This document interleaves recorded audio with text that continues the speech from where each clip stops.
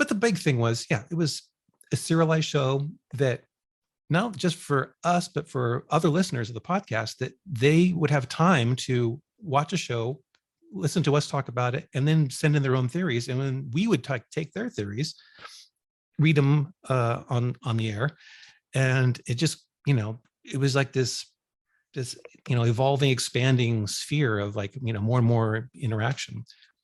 That happens enough, and you recognize that people have a really good insight and things to say about the show. And that's how we ended up expanding sort of our cast, our crew, basically, by inviting people that had really good perspectives to kind of join when they could remotely. And again, this is pre-Zoom. We had to like rely on Skype.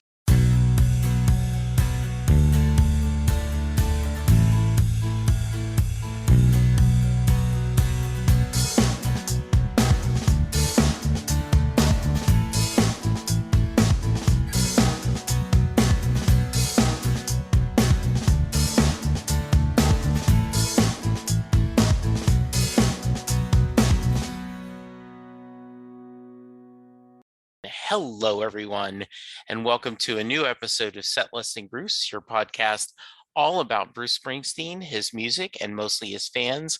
I am your host, Jesse Jackson.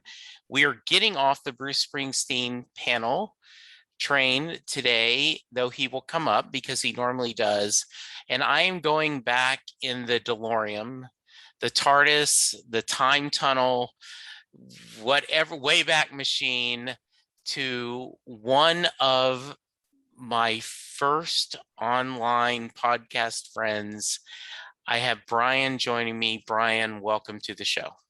Well, thank you so much for having me on the show. This is a bit strange. I'm not used to being a guest, but this is awesome. I've seen what you've done with growing this podcast of yours, and it's just pretty amazing. So hats off to you. Thank you, Brian. So we're going to get to your podcast origins, but in the meantime, just for my audience, give them your elevator pitch. Tell them a little about yourself, where you're from, and you know the drill. Sure. Yeah. Well, I'm Brian. I am a podcaster since 2007 or 8. I don't remember. But mainly, I've lived in Maryland for several decades. Recently, though, I've relocated to Central Oregon and loving it here. I do, for a career, I'm sort of a digital multimedia artist. I currently am doing user interface design. In the past, I've done web design. And I've just always had a appreciation and been a fan of things like science fiction, fantasy, and that's what led me to do my first podcast. And we can talk about other podcasts that branch for that. But yeah, that's how it all started. It was just talking about a TV show that I liked with other people at work, and that somehow became a podcast.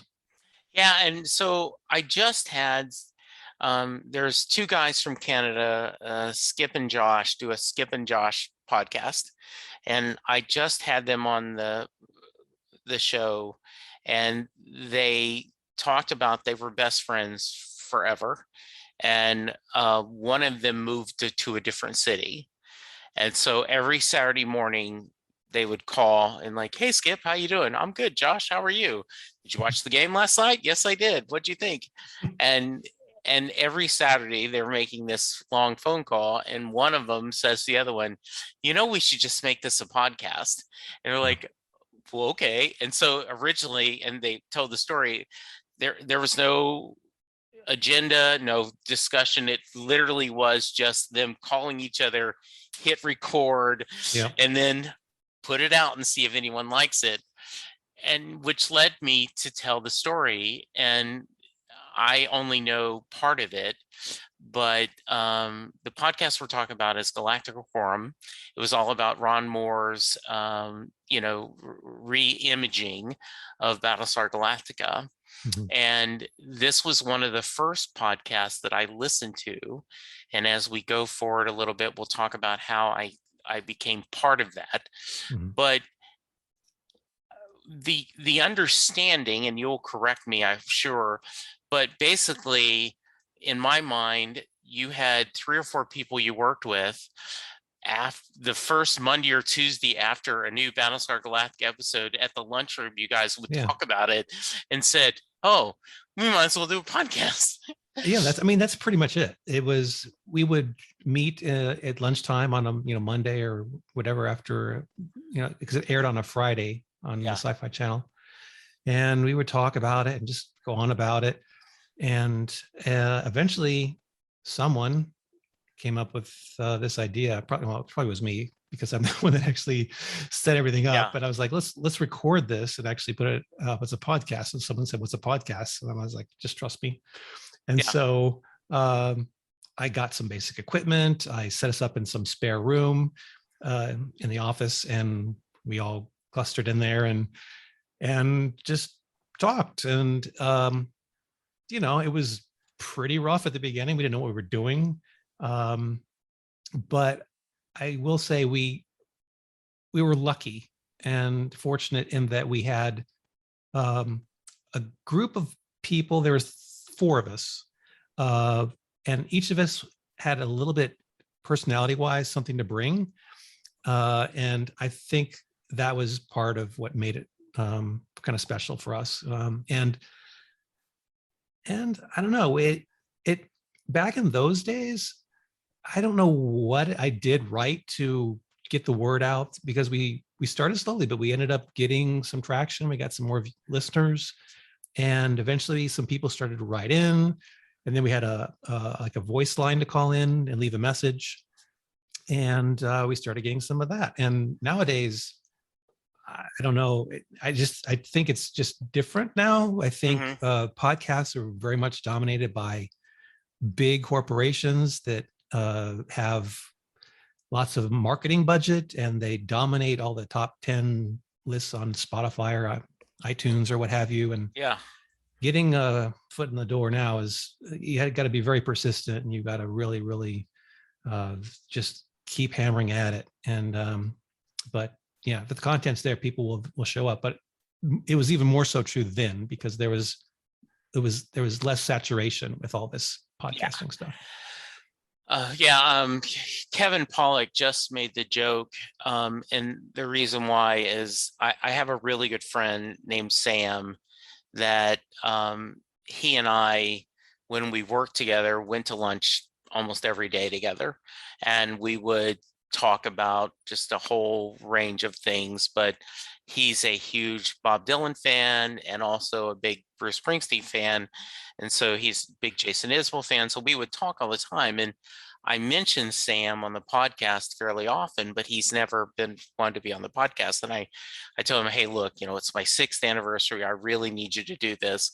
And so he played me because Kevin Pollak was on the Gilbert Godfrey podcast, and Pollak said that when he first started his chat show, a lot of people didn't know what a podcast was, and he says, and basically you become asking your friends to be on the podcast is the new version of, "Can you drive me to the airport?"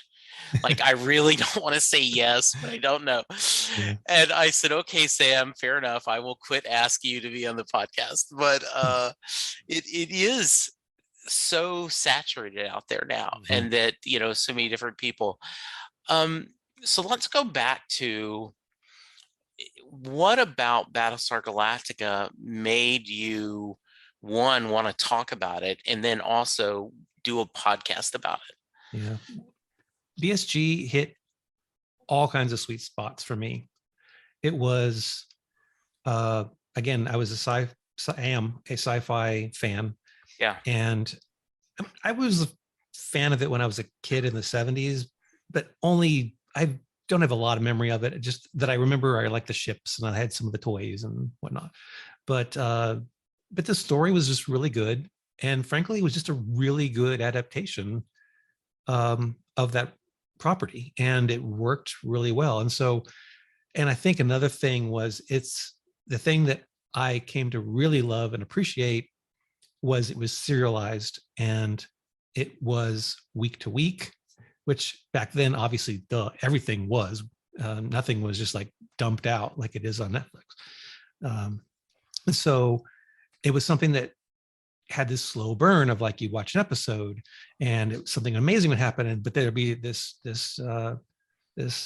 one element of the story where you'd be like, wonder what's going to happen with this character or that storyline or whatever, and you'd have to wait on it and sit on it for a week. But in the meantime, you could talk to the people that were also watching it, and you go message boards, and that was a big part of it, was just not just the people that you were in contact with on a daily basis, but ones that were out there, online, and the sci-fi message boards or other message boards. And so that was a big part. It was just really, and it was a show that I got in from the ground floor. Like, I somehow missed the beginning of Lost when it first started. And I was like a couple seasons behind. I'm like, I don't know if I can catch up. It's going to be hard for me to do that. And again, this was 2007, 2008. You didn't have the benefit of Netflix to just binge through season 1, 2, 3, whatever, really fast. It was just, you couldn't do it. So I was like, if I'm going to talk about a show, it's one that I'm well versed in. I'm totally bought in. I have other people that really, really like it also. And it's frankly a niche sort of show. It was one of those things where I knew that, not that it was like my main driver, but it was a thing like, we could do a podcast about this, and not enough other shows are out there that we could probably maybe get someone to listen, maybe a handful of people. And it turned out to be more than that. But so that wasn't a major consideration. But the big thing was, it was a serialized show that, not just for us, but for other listeners of the podcast, that they would have time to watch a show, listen to us talk about it, and then send in their own theories. And then we would take their theories, read them on the air. And it just, it was like this evolving, expanding sphere of, like, more and more interaction. And then that's and to jump ahead a little bit, I guess, is like, that's how, you became involved. And at one point, we opened up our phone line, and for a while there was not much coming in, but then once in a while we get something, and then we started getting these calls from this guy named Jesse Jackson, and I was like, wow, this guy's got some good points. So like every couple episodes, I'd be like, oh, here's Jesse again, and I play the voicemail, and so that happens enough, and you recognize that people have a really good insight and things to say about the show, and that's how we ended up expanding sort of our cast, our crew, basically, by inviting people that had really good perspectives to kind of join when they could remotely. And again, this is pre-Zoom. We had to like rely on Skype, and I don't even know what it was, but it wasn't all that reliable at times. Well, and I remember once, right? It was after either I don't think it was the series finale. I think it was just a season finale. But like, one of us had, and I don't even think it was Zoom, but it was another conference call that one of us used at work, right? I think we're good at this point, the statutes of limitation. It's like, we're, like, this is your conference call. And like, okay, we're going to all call in and talk about that to visit. And because there was no, this was very early in this, and I felt you guys gave me a lot of positive feedback, right? Like, because I'm listening to the podcast, and I feel like I'm in the room talking to people that, I'm really enjoying the conversation, right? Like, this is, and I think that's what, for me, a good podcast is, you're listening to people that you enjoy spending time with, right? Like, there's all kinds of other things that could go into it, but the bottom line is, I like spending time with these people. They either make me think, they make me laugh, they entertain me, and so I was enjoying this, guys, and so I started doing it. And then, I started feeling like, wow, they like what I'm saying. This is good. So that, it feeds the Yeah. beast, so to The speak. loop. Yeah. Yeah, it is. So I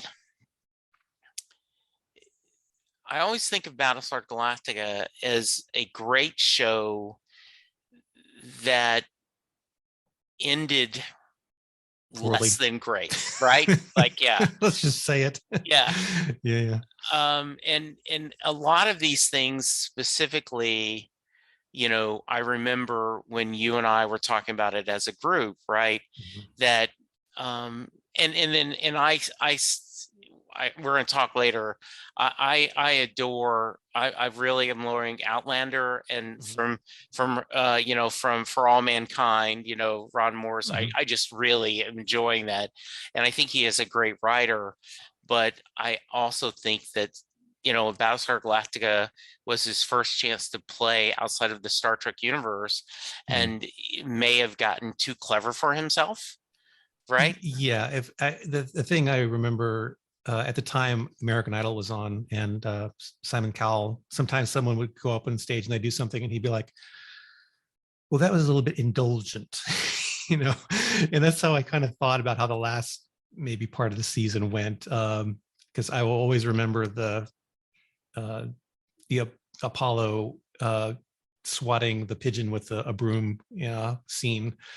Um, and I don't know if you recall that, but it was like this. And I remember because I listened pretty religiously to the Writers Room podcast after I'd watched the shows and done our podcast. I'd go and listen to theirs. Yes. I remember him talking about that and just like, oh, yes, someone had this idea that like um, Apollo would be basically in a towel and he'd be swatting this pigeon that got in the. And I was like, what does that even mean? He's like, I don't know.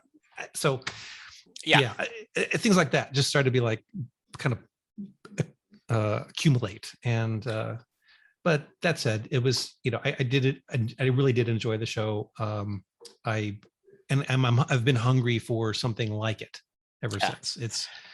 It's been frankly, when that show ended, there was a very much a sort of a crisis of like, well, all right, what do we do now? Because this show is over. And Yeah. so basically what happened was like the Galactica Quorum became the Geek Quorum, another podcast that then covered other sci-fi things. And it's sporadically still going on to this day. Yeah. It was harder to find something that we wanted to cover kind of exclusively. We dabbled in a lot of the Marvel movies. We talked about Game of Thrones. We did cover Lost a little, towards the end there. Yeah. But it just was like, well, that one thing, that thing that made it so special, of a serialized show that you could have a meal of it and then digest it, for like a week and then come back and do it again. And not just, it had to be that, and it had to be something that really appealed to everyone that wanted to really do it. Because some people were like, maybe this show, and someone would be like, I don't know, I'm not like watching Walking Dead. I don't like zombies. And so then you're like, so I don't know. It's it's hard. And then nowadays, there was a period of time when I was very down about the prospect of doing any kind of podcast on a show, because Netflix their model was simply, you put out a show all at once and it's done, and you don't have time. Like, I love Stranger Things. I love it, but there's no way I'd do a podcast about it, because basically it comes out in one dump in one weekend, and everyone sees it pretty much in the first 2 or 3 weeks. And you're not going to, I don't know. It doesn't have nearly the buzz. So I'm very pleased with the advent of like these new platforms like Disney Plus that came along and said, you know what, we're going to serialize again. And it's been great. I've just really have appreciated that. And that led to kind of a resurrection of the Geek Quorum with myself and another alum, Byrne, who was like you, a caller, who had really, really good insights and stuff, and became sort of a regular, even though he was on another coast. And the two of us have been doing that, and we transition to YouTube. And believe me, that is a whole nother Oh, step. imagine. Yes. So, but Yeah. so Because I remember when the first season of Daredevil came out on Netflix, and me and I'm drawing a blank on my partner at the time, but we specifically only watched an episode a week. And we said, I know most of you are probably now yelling at us because you've binged the whole thing, but we're going to go one episode at a time to talk about that. Yeah. How'd that work? It did. I mean, fine. It was, I'm not sure. I think people, once again, it goes back to you enjoy it or not. One of my current TV obsessions is Ted Lasso. Me too. Yeah. And so what I thought about doing a weekly episode, and I have two friends that also love the show. And I said, guys, I just don't know if I can do an episode every week. Yeah. I said, but would you guys be willing to do it chunks at a time? And they said, yeah. So what we've been doing is every third episode, we're kind of talk about all three and kind of talk about the stories and what's going on. And that's worked well for us. And I love Ted Lasso, but I do agree, if you're going to do a whole episode on just a whole podcast on one episode, is there enough meat there to discuss? You and I spent we just circumstances, but we did a Mad Men podcast for a while, you and I together. And Scotch that and was, Smokes that was, there's enough in there that you could get a full meal out of discussing the different themes of what's going on in that. Yeah. I was bringing that up. Yeah. Cause that one definitely had, again, kind of like Battlestar. It had a big cast, an ensemble. Obviously there was someone who's like sort of the star, but or the main character, but lots of characters, lots of storylines, and it wasn't quite as, the directions that things could go weren't as, fantastical as something like Battlestar Galactica, where, there's robots, but it's still, we'd speculate, what's going to happen with, this character, what's going to happen with this account that they were doing, and what's going to happen with Dawn. And that was it fits in that category. For me. So with YouTube, your new coming back, the Geek Quorum, what have you been covering? Well, we started doing The Mandalorian back when it started up. We're like, this looks like it could be really good. Turns out it is. And it we covered the first season. We covered pretty much most of the second season. I have a whole bunch of episodes in the can, which I haven't even got to yet because of COVID and stuff. But so we've been covering that, and it's been a lot of fun. The only challenging part is, again, just finding an audience that amongst, we're one of many, especially on YouTube. Like, you have people that the moment the episode airs, they're doing their hot takes. And, I am one of those people that edits the hell out of my podcasts. I look at it like almost like a showrunner does. We record for an hour. I kind of see where the conversation went after we did it. I take out dead parts or parts that like kind of went away in some weird tangent. And sometimes there's a point that someone makes, I'm like, that's a really good point. I want to make sure that gets play. And so I sometimes even shift things from the back to the front because someone brought it up again, just as like oh, you remember that thing you said? And so in a way like that, so anyway, bottom line is I just spend a lot of time just with the audio stuff, and the video stuff is just like I said, it's a whole other level because you're dealing with like just there's things you can't easily mask with video that you can with audio. And so it's just a lot of work. And believe me, there's been many people that said, why don't you just like record something and just put it out there. And I just like, nah, I just can't do it. I just can't do it. It's just not me. I just can't do it. So what I love about this is I am the exact opposite, right? Yes, I know. We made that, we've had this discussion before. And every once in a while, will do some edits, and I do have one coming up. A guy named JB Clark, who he and I had not talked in probably 6 months, 9 months. And so we started and I hit record and we ended up talking 2 hours, Brian. Wow. Yeah. And I'm like, and he says, you can't use all of this. I go, no. I will probably end up making this a 20-minute episode because, because we're catching on. And like you and I talked 10 or 15 minutes before I even record. We were like, like, how'd you get to Oregon and how's everything going? And, how's the gig? And so he like did all that.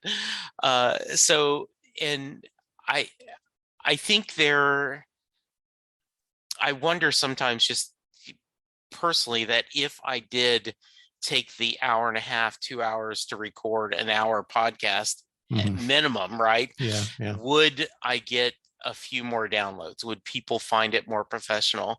And I end up going, screw it. I'm not getting paid yet.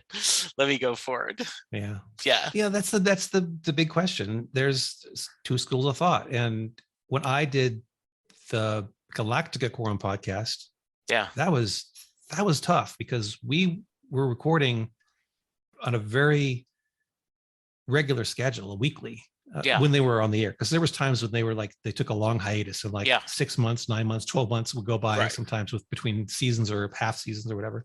Yeah. But when they were releasing shows, it was like, okay, the show is on Friday. We're going to, people that I work with, we're going to meet on Monday. Hopefully sometimes it would be like, we have to do it on Tuesday. And so then I would be editing it like mad for like 2 or 3 days, trying to get it out by Thursday night, because who's going to want to listen to it? Yes, exactly. When the Friday show comes out. Yeah. And so that was brutal. But, there's other podcasts at the time covering the same show who they basically had hour and 45-minute recordings of them talking with no editing whatsoever. And some people just are okay to like hear people just gab for a long time, Yeah. That could be true, but again, just my perspective on it is my preference is for the shows I produce, I like to narrow it and because I feel like if someone's listening at a 30, 45-minute commute or something, make it worth that time for somebody. Because I did get people who would come up to me and say, oh, we listen to your podcast and I'm riding my bike to work or whatever, or things like that. And I'm like, okay, I just know that especially nowadays, there's so many other shows, podcasts, media, streaming music, any number of things that someone could just switch to at a moment. Yes. And I don't want to, have somebody like, oh, okay, they've been talking about this one thing for like 10 minutes and they just, click off. Yeah. So I'm very cognizant of that one, and I have been since day one. So that's just how I do it. I'm going to be changing the subject, but I just realized as we were talking, another thing that I owe you for is you were the first to talk about DragonCon. Ah, yes. And I remember listening to you guys talk about it. I guess it was a year where they were pretty heavy. There was a pretty heavy BSG contingent of actors there. And you guys, I think were nominated for maybe, we were nominated for the Parsec Award, which is a podcasting award for the best fan podcast and we went and we won. And so I was like, wow. And that was just one of the best weeks. That was like one of the first, I think it might've been the first time I went to DragonCon. I don't think anything could top it. It was great. We won an award. I got to do interviews with Edward James Olmos. He was amazing. He saw me later afterwards, kind of like when he recognized me and would kind of give me this kind of like a point and kind of a wink and be like, hey, Yeah. and I'm like, he remembered me. So yeah, it was great. Yeah. And Dragon Con, it's, again, COVID now, everything is different. It's, this year they had it. Last year they had to scrub it. This year they did it again. I know some people that went, it was an entirely different experience. But yeah, I had a great time going there. And I frankly, one of the great things about it is when I went there, I often would see people that I had never met in person before. Like that's how I met you in person. And that was great, because a couple of times we actually got to sit down, have a drink, go out, have dinner together. We did. That was awesome. Yeah. Yeah. And like I said, I remember now hearing you guys talk about that weekend, and, so say we all, right? The chanting and everything. I was like, man, I've got to go the next time. And I remember going, and now I make the joke all the time that, I take money to go to Dragon Con unless Bruce is touring, because Linda looks at me and you can't have both. Yeah. If you're going to go to see 2 or 3 Bruce Springsteen shows, you can't go to Dragon Con. Right. But it truly is this amazing experience. And, you stopped by many times when I was at Tom Zoller's booth, and you got to meet Tom, and we got to talk, and we shared some stories. But his story I always appreciate is he says that, like, Dragon Con, people are drinking to have fun and enjoying things, and he said at Comic-Con they feel like they're drinking to dull the pain, and the nice thing about it appears somehow that the Dragon Con, at least, and I hope it won't change because of COVID, but there was this kind of unspoken, if you caught a celebrity in the wild, you didn't go up and go, oh, can I get an autograph? Or, you left them alone. Yeah. You may buy them a drink, or you may, visit with them. And therefore they were more prone to be out, just to be at the bars and everything, because they know they're not going to be bothered. Right. Yeah. Right. Yeah. Yeah. So, all right, well, we got to talk a little music, sure. Brian. So, talk about growing up. You grew up in Maryland, right? Mostly Maryland, yeah. My dad was in the Air Force, so we moved around quite a bit. But at one point, we settled sort of on the East Coast in Virginia and then Maryland. And so I kind of grew up. My middle and high school years were in the 80s, and back then, there was not a lot of musical discovery other than 1, radio stations, 2, your friends, and 3, a distant third, but still probably a big one was like, movie soundtracks. So that'd be a big thing. There wasn't Spotify or Apple Music or whatever to suggest things for you and whatnot. And so you're kind of limited to a very small pool of music.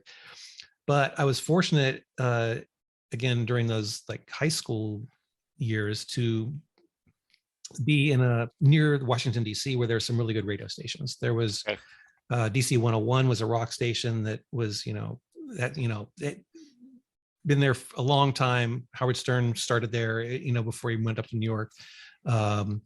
And so that was very formative for me, because there was a point when I was like, Tuesdays, they have 2 for Tuesdays. I'm going to listen on Tuesdays, and I'm going to learn some of these artists and their songs. Yeah. So they would play 2 songs and I'd be like, okay, those are Tom Petty songs. Those are the Eagles. That's Fleetwood Mac. That's Led Zeppelin.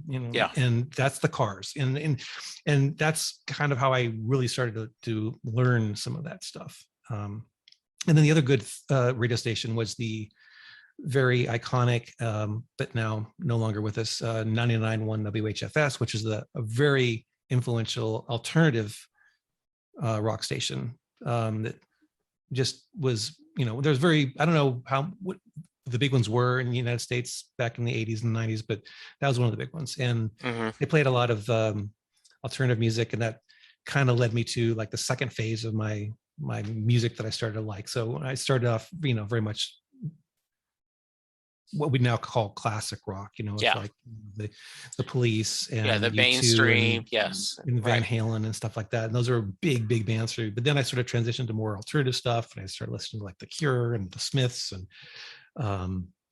and so yeah, that's like high school age. Yeah. Did how about college? When you started getting to college and young adulthood, did your taste change? A little bit. What did you do? A little bit. I mean, college was interesting because obviously there was every college had a quote college radio station. So that was sort of like a continuation of what I listened to on HFS back when there was a lot of like college radio, very alternative stuff. But at that time it was like the early 90s, like 1990, 1991. And so grunge was just starting. Also like this sort of like what they call the Manchester scene was coming out. There's a lot of bands out of Manchester that like Happy Mondays, Stone Roses. And I was really into that. And there was a band actually out of Hershey, Pennsylvania called The Ocean Blue that I really liked. And a few years later, I made a website for them. And again, this is we're talking before GeoCities. This is early. And that kind of led me to talking with them, and because they would, somehow they found me, and so I got in contact with them, and I think that actually laid a foundation for like some of the podcasting stuff later, because I would contact them. I'd kind of like poll other people like on this like Yahoo mailing list of like, what questions would you like me to ask them? And so I would do that, and then I posted on the website. That kind of was like a little training for like later on when I was doing the podcast, and I would be like thinking of questions to ask like the actors and the directors and things like that of these shows. But yeah, so Ocean Blue, and the funny thing is like they're still around. They still tour. And a couple of years ago they were in DC, and I saw them play. And after the show, they were, because these are small venues, it's not like you're going to like some big. So afterwards, you can go up and talk to these guys. And so I went up afterwards, and I went to the main singer, David Shelzel, and I said, "Hey, you probably don't remember me, but and he's like, I feel like I should. You're Brian Pianalto, right?" I'm like, oh my God. And he pulled that out of, it must have been 20 years. Yeah, exactly. So that felt really good. So, yeah. But yeah, so like college definitely was a little bit of a change. I started listening to more, at the time, a little more grungy stuff, a little bit more kind of, typical 90s, I guess. Yeah. Yeah. So how about now? What is music still a big part of your sure life? Yeah. It's much it's different now too, because now that I do have musical discovery, and I can just like literally listen to anything ever recorded by almost anybody. It's almost, it's nice to have that. At the same time, it's almost like too much. Like the fire hose is on all, of almost picking. It's hard to pick out something that you're going to like. But that said, these days, starting kind of like in the early 2000s, I started listening to some bands like Death Cab for Cutie. And then most recently, Tame Impala is one of my absolute favorites. And as it turns out, I was supposed to see both of those bands in the last 2 weeks. And the Death Cab show was canceled because we've had wildfire smoke in the area. And that was an outdoor show, but we had hazardous air quality, and that was canceled.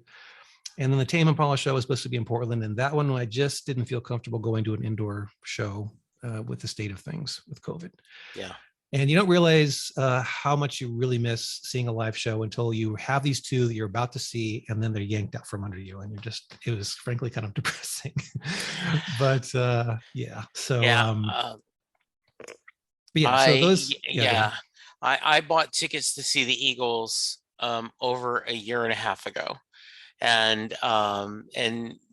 Ticketmaster has kept my money this Yeah. whole time, Yeah. Yeah. but they are supposed to be in Dallas next week.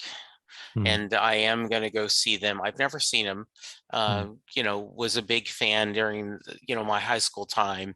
Yeah. And so we have a couple of venues, and so I'm going to wear my mask. I'm vaccinated, but I do have a couple of live shows coming up that we're seeing the Eagles.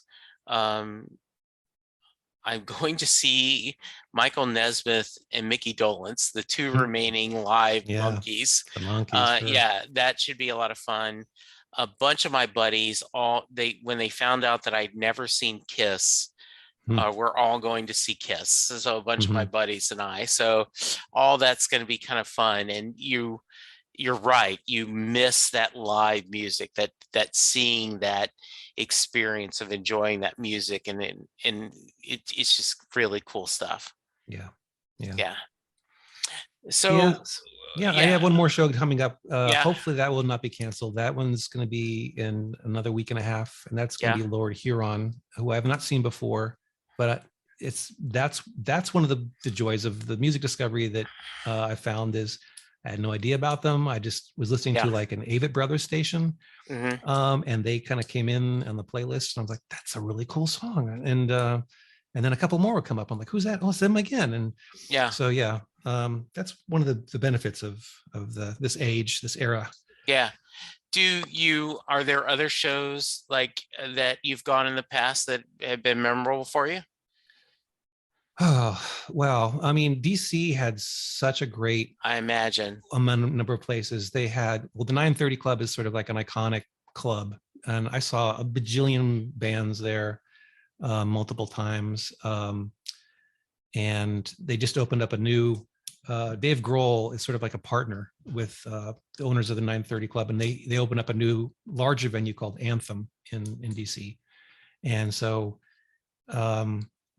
so that there was that there, and there's tons of other smaller clubs in there, and even in like the suburbs, if you go to like Silver Spring, Maryland, there's a place called the Fillmore that's awesome. I saw this band who's one of my current favorites. Metric is one of my favorite bands right now. They've been around a while, and they're still just kicking it. Their latest album, it's been out a couple of years now, but like every track is a firecracker. It's really great. Yes, so many. I mean, I saw Tame Impala at the Anthem, right, sort of before late, I guess, 2019. Yeah. I saw Metric at the Fillmore. I saw The Church, who's one of my all-time favorite bands since like 1988. They're still playing, and not recently because of COVID, but I saw them multiple times at 930 Club and at the Birchmere, which is in Alexandria, Virginia. And there's just so many shows. Yeah, that's awesome. That and sounds U2 so good as well. Probably, I have a picture in my house of I went to a U2 concert, and there's this one summer where I saw them twice within a couple weeks of each other, and got kind of like in the circle where everything was, and had a really good camera with me, so I got some really good shots of them. I have a picture in my house of the Edge playing his Telecaster, and I was right within handshaking distance of the band. It was that's nice. That is something I'll always remember. That was a fantastic show. The one in Baltimore and in Philly. Those were two great shows. So I got to tell you, Brian, I have no business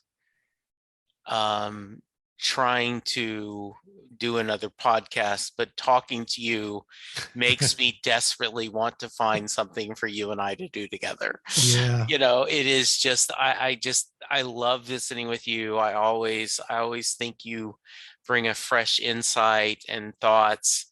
I will remember, and as going back to, and you would edit this back to our earlier discussion, but I remember after the Battlestar Galactica finale, it's like, okay, Jesse, do you remember the episode when Starbuck was missing and Adama wouldn't leave, and Lee goes and talks to him and says, how long would you wait for me? And he says, oh, we'd still be looking, right? Right. Yeah. He says, now you're going to tell me that Adama now says, yeah, I'm going to go fly off and never see you, never see your kids ever again. You're just going to go, all because I'm so upset about, Sharon dying. I was like, okay, now you've totally screwed that for me. Thank you, Ryan. But I had this skill of like taking people who were like, oh, that was an amazing episode. And then they'd be like, well, did you think about this one part where, and then they'd be like, oh, yeah, I guess I was sort of the critical one of the bunch, but again, that we had each had our roles basically. And there was someone who's very gung ho and enthusiastic. And then there was me being like, oh, wait a minute. Does that fit character wise is what they're doing and whatnot? But yeah, it'd be fun to do another podcast. I mean, it would be. You're welcome to join the Geek Quorum anytime. I will have We're totally gonna do the Book of Boba when it comes out in like 3 or 4 months. So yeah. I'm looking forward to seeing what Foundation does. I remember reading those as in high school. Excited about that. I still enjoy all the Marvel stuff, though. The latest 2 what ifs were too depressing. I was like, okay, you need to give me a happy what if something on there. So that's great. I really, really loved. I thought WandaVision was fantastic. Yes, as a show, and especially it being such a departure from a regular television show. Like it was very brave of them, if I can even use that term about a television show, but it was brave of them to do something just so different. And I think it paid off. And Loki, I think, was the same way. It was very different. Not as different as Wanda. Wanda was just like so out there. Well, and growing up watching sitcoms, I was enjoying the ride, and I know some people were like, okay, I don't want to watch this if we're just going to do this. And I do think that if they had maybe dropped the first 3 or 4 episodes together versus just the first 2, maybe, but I kind of trusted the journey. And I loved how they, it started out with this almost this full parody homage. And then as the series continued, less and less of that, but still true to the concept. Really, really, and great acting. The whole cast was amazing. It just was good stuff. Yeah, absolutely. It was Agatha all along. Yep. It was Agatha all along. It was just great with that. And we're gonna see. So yes, good stuff. All right. So if someone wants to reach you, Brian, how can they? What's the best way to check out your fine work and to see what you're talking about now? Yeah, well, if you're listening podcast wise, we're still on iTunes. Our Galactica Quorum episodes are still there for archival posterity. So you can look them up, and if you've never seen the show, or if you want to do rewatch and you want to listen along, they're there. There's like almost 100 episodes of them. I never quite got to 100. I easily could, because I do have material that I could put out there as supplemental that I could easily just bump it to 100. I might at some point. Just to forgive us again for the first couple episodes, because they were, it was the pioneering days. Okay? Well, we had to learn. We had to learn what to do. Exactly. So and then you get to hear Jesse, because I forget episodes you showed up in, but eventually you showed up, and then so that's out there. The Geek Quorum is also available on a podcast, and it's on YouTube as well. If you look up Geek Quorum, we have, I don't know how many episodes. We didn't do every episode of The Mandalorian. Sometimes we do a couple as a kind of a pack, little bunch, like you were saying, because it's just, again, too hard to do them all at once every week, at least for me, because I'm not a full-time YouTuber, not even close. Right. And again, we kind of haven't done anything in a while, or at least I haven't edited them in a while. So it's not a full season 2 yet, but if you want to watch some of them, and again, those, especially the first ones, really rough. So maybe you could even skip a few and get to some that are a little bit more, a little better. But and then as far as like if you want to contact like me or other people that do the podcast, our podcast email has always been the same for 13, 14, 15 years now. And that's the gquorum@gmail.com, GQUORUM. Very nice. Very Yes. nice, sir. I appreciate it. I cannot tell you how much fun this was just to catch up and to do well. And That's yes, been awesome. yeah, You must have a Bruce Springsteen question for me, though. You say you're going to ask me about. yes, I was. I Okay. was gonna. I didn't know if you'd done the homework. So yes. Of course I did. All right. So if you are back, a Galactica Quorum person, you're like, what? Brian is on a new podcast? I have to listen to this. I end every episode with this question, and Jay Armstrong is an honors English teacher in the Philadelphia area. He just recently retired, but every year he would have his seniors honors English class spend 2 days looking at the song Thunder Road, listening to the song, reading the lyrics, talk about the imagery.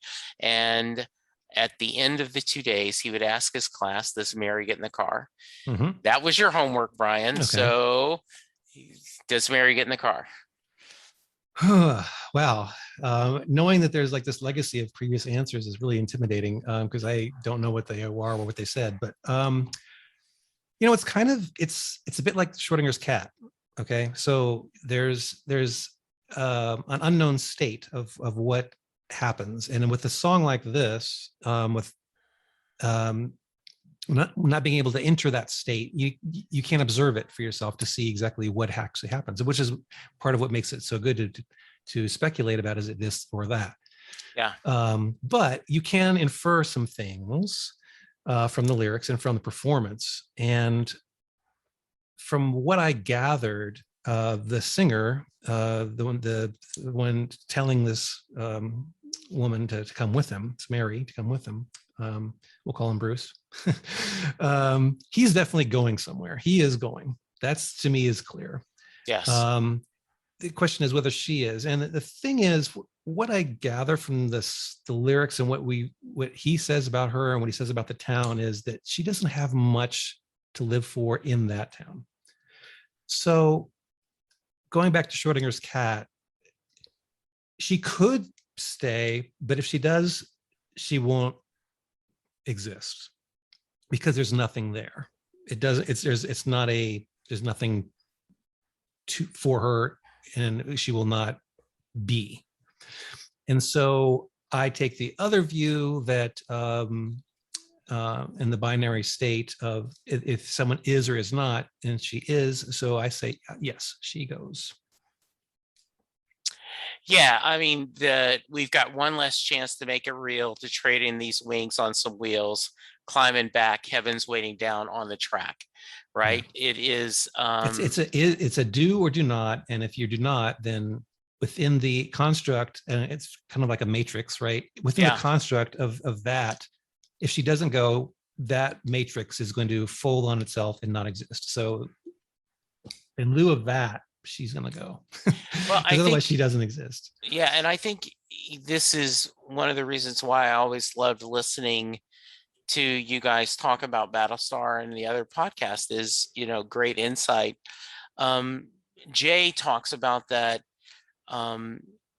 fear, Mary can be afraid to make a choice because it is scary to make a choice that, trying to safe in her own little there in her daddy's porch and, doing everything where you have to take a risk. And is this going to go? So I think a great answer. Just so you know, about 60% of my audience say, yes, she gets in the car, and about 40% says she doesn't. So interesting. Yeah. There and a wide variety of reasons why, many think that, he hasn't done a good enough job of selling her, the whole, hey, you ain't a beauty, but oh, you're all right. Well, F you, buddy. Yeah. And the other thing. So yeah, absolutely. Great answer. I appreciate it. Brian, thank you so much for joining me. This is a very special treat for me, and we absolutely will stay in touch. Oh, for And sure. It's been my pleasure. and I will have to join you. We'll figure out something to talk about, and then we'll and then you'll keep it, and 6 months later you'll have it done editing, and then it'll come out. But the beauty of streaming, though, is it's there, right? Like you can, if you like, I had not watched The Expanse. Mhm. And so I've watched the first 2 seasons. So if Mhm. there was a podcast, I could go, okay, I can go watch because this is new to me. Yeah. So that's one of the beauties of streaming. Yeah. So yeah. That was just, not to extend this too much further, but that was a show that I was like, oh, that would be a good one to talk about. Yeah. But then I saw that they were kind of like dumping them, and I was like, well, can't. Yeah. Once again, it's totally my wheelhouse. It's like, it's sci-fi. It's actually kind of hard sci-fi. Yeah. And there's like politics involved, and like there's allegories of different things that are happening in our time, and it's just, but again, I have a very limited set of things that are criteria that I can do. So well, yeah, we will do it. We will we'll get together. Because like one of the things that where the other way I got into this is when Karen Lindsay invited me to do the Farscape podcast. And so we did, and so that was a unique concept of, they had the 2 hosts, and they had someone who'd seen all of Farscape, and then someone who had never seen Farscape go 1 episode at a time. So 3 of the people knew everything that was going to go on, but I and then another guy took turns being a newbie, knew nothing. And so they would do no spoilers. We would talk about that. And so that was a way that even though all the episodes were available, you had the chance to kind of talk about it. So Cool. Yeah. All right, my friend, you go enjoy the rest of your night. Listeners, go get vaccinated. Please take care of yourselves. Let's wash our hands. Remember social distance, and let's all be good to each other, because that's the only way we're going to get through this. Thank you. Thank you, Brian. And we'll talk to you soon. Goodbye. Be well. Bye. Doing a podcast at times can be a one-way conversation, and I hate that. So please let me know what you like and don't like about the work I'm doing. You can reach the podcast via email at setlistingbruce@gmail.com. The show is on Twitter at setlistingbruce, and my personal Twitter is at jessejacksondfw. We have a website, www.setlistingbruce.com. From there, you can find links to other Springsteen podcasts as well as other music-themed podcasts. We have a page devoted to our own SLB All-Star Band. These are guests who have been on the podcast more than 3 times. There is a link to our store where you can purchase Set Listing Bruce shirts, as well as a Mary Question t-shirt. There is a link to our Patreon page where you can sign up to help support the podcast financially. We have different levels and different rewards based on your support.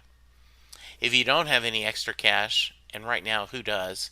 You can support the podcast by subscribing via your favorite podcast player and leaving us a review. The more reviews we have, the easier it is for people to find us.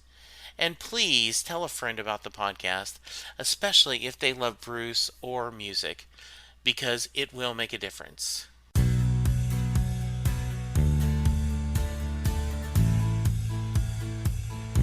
You just heard the fun talking, hard rocking, music loving, album ranking, fan thinking, joy spreading, lyric reading, story sharing podcast that is the one, the only Set Listing Bruce. The theme for Set Listing Bruce was written by David Rosen, used by permission.